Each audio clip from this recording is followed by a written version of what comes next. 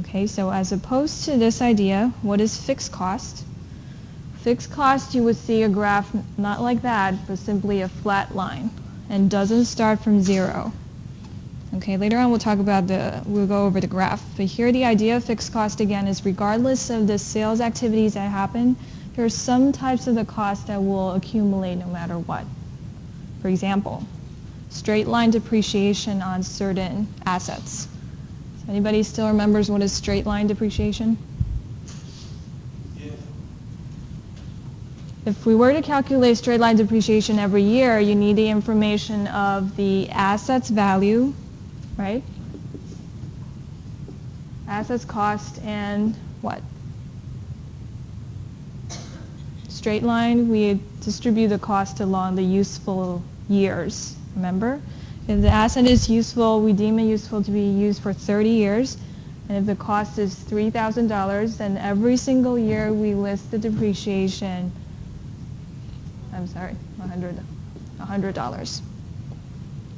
Okay, so straight line depreciation, we're using the asset's cost divided by the number of years, the useful years that we think this asset will be usable in our business. Okay, other examples, if it's $1,000 and you think it can only be used for 5 years, then every single year you will be depreciating the assets by $200. So what does this mean, 200? How it relates to this, the cost of the product.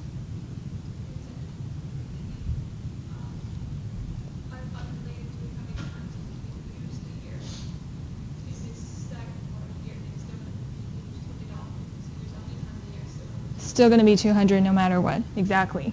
So this is not related to the number of sales we make. Remember the 150 times, the 15 times, 30 times, or 10 times of the events requested from customers. Regardless of that, this depreciation would always be journalized every single year. Okay, of course, this is an estimation based on the estimation of useful years. But as long as this asset, when we first purchase it, once this is determined, every single year, no matter how many sales activities happens, we'll be depreciating the same dollar amount.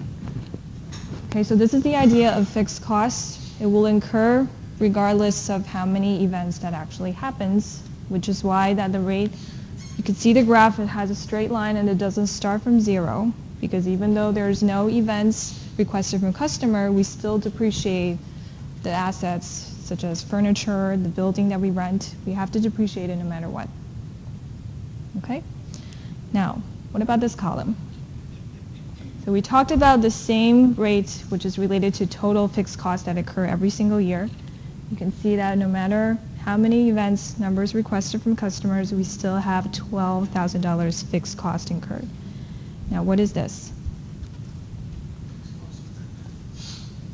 The cost per event, and why is it different?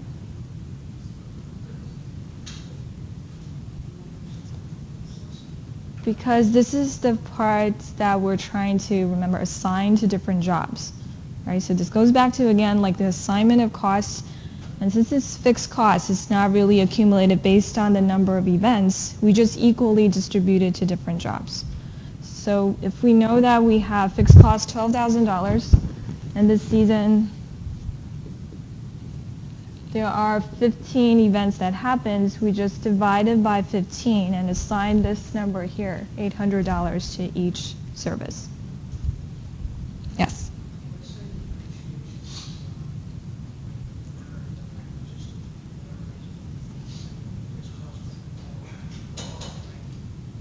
Let's say that again, sorry.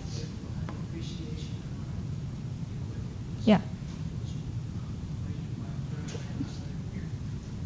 You're talking about units of production, another type? Very good questions. I was going to talk about that a little bit later.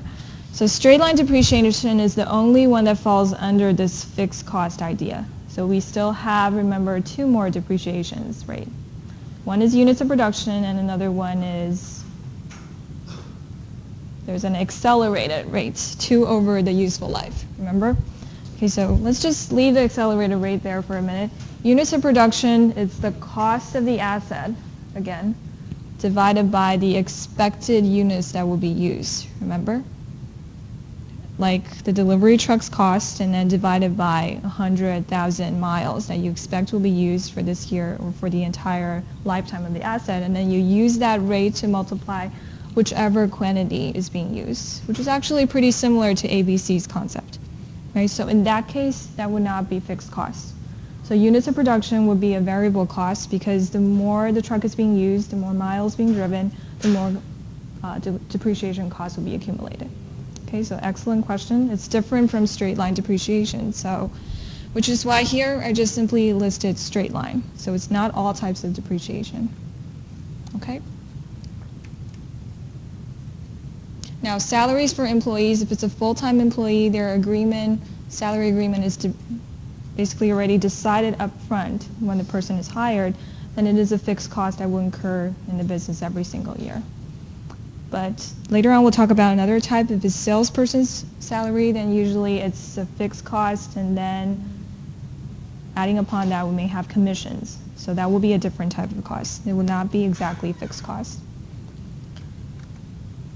Okay, so here the main point here is that total fixed cost would always be the same, but the cost assigned to different events every single year, to different events in different seasons will may be different based upon how many events that actually happen in a year. Okay, this is just the assignment this basically is unit cost per fixed cost.